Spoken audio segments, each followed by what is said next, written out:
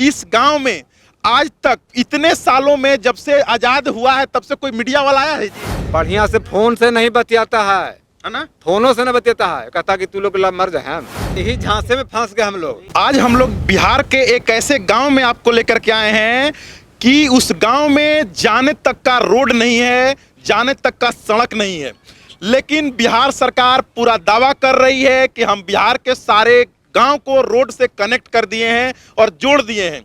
जो आप लोग भी समझते होंगे कि बिहार के रोड को, आप लोग को भी मालूम होगा कि बिहार के सारे रोड को जोड़ दिया गया है, क्योंकि इस गांव में आज तक मतलब कि इतने सालों में जब से आजाद हुआ है तब से कोई मीडिया वाला आया है जी?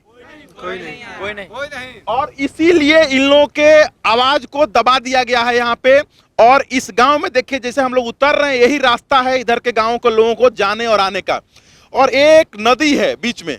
इस नदी पे किस प्रकार का रास्ता है वो आप लोग भी देख सकते हैं कि कैसे कैसे रास्ता में लोग आता है और कैसे इसी से लोगों का आवागमन है।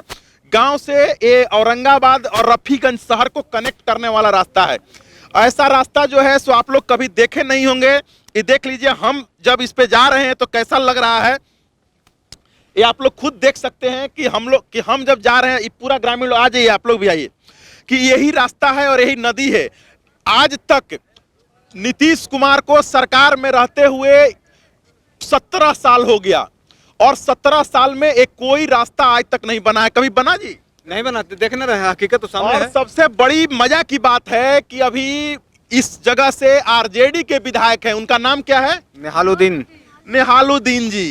ये वहीं से हैं और आरजेडी के विधायक हैं और आरजेडी के का अभी सरकार भी है।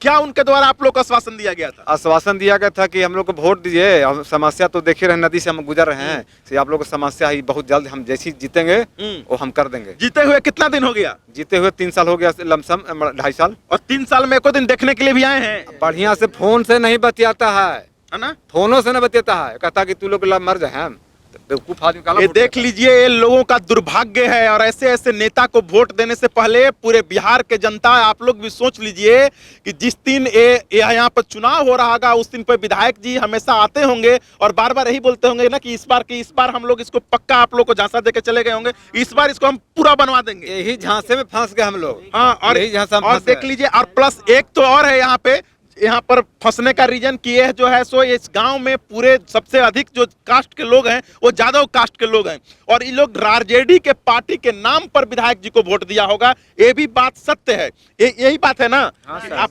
नहीं, आरजेडी के नाम पर तो वोट दिए ही होंगे। हाँ सर जी, एकदम कि देखिए, लालू जी के जो चहेते लोग हैं उन लोगों की कमी नहीं है, वो लोग अच्छा आदमी है वो लोग, लेकिन उन लोग को क्या मालूम था कि लालू जी के लोग जो हैं, ये बात तो लालू जी को और हमको लगता है तेजस्वी जी को मालूम होगा कि यहाँ पर पुल नहीं है।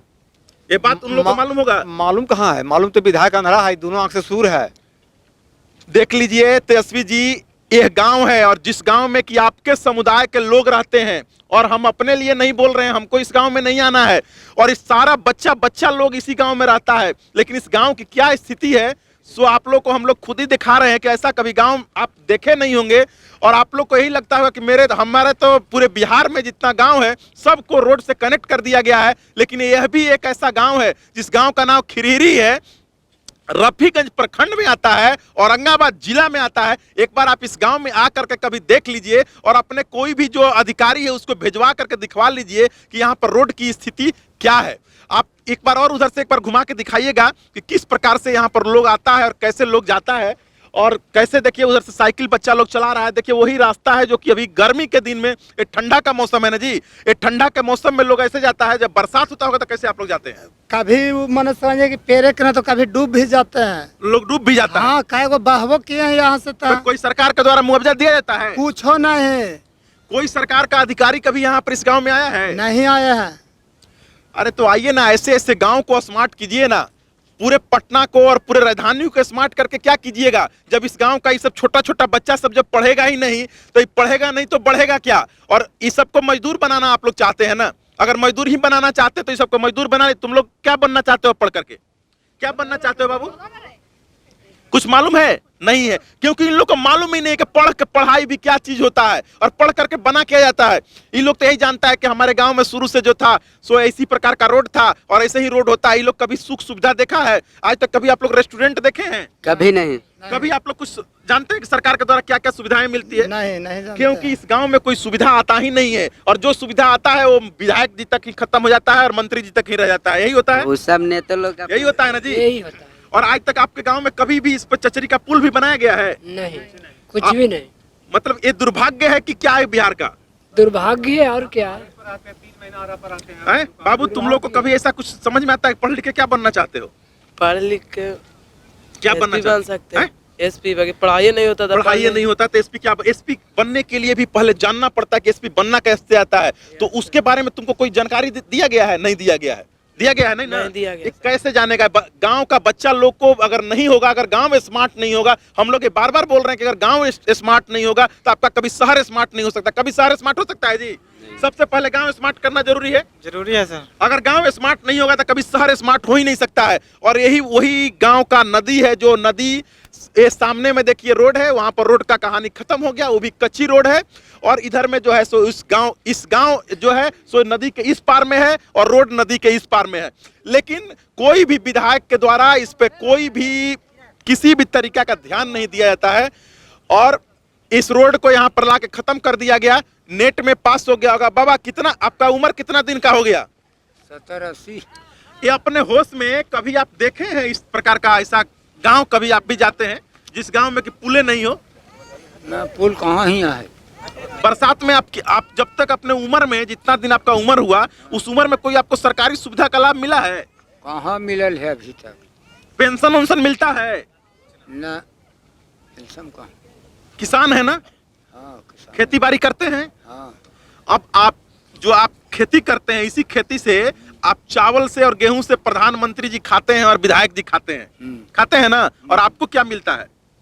ये देख लीजिए, गांव के किसान लोग हैं, इनके हाथ में एक, इसको हम लोग टांगी बोल सकते हैं, और ये एक डंडा है। ये लोग ले करके ये लोग पूरे खेती करता है। लेकिन विधायक जी आप लोग एक बार आते हैं 5 साल में और सिर्फ एक बार हाथ जोड़ते हैं और बोलते हैं कि वोट दे दीजिए, और ऐसे ऐसे भोले भाले किसान आप लोगों को वोट दे देते हैं।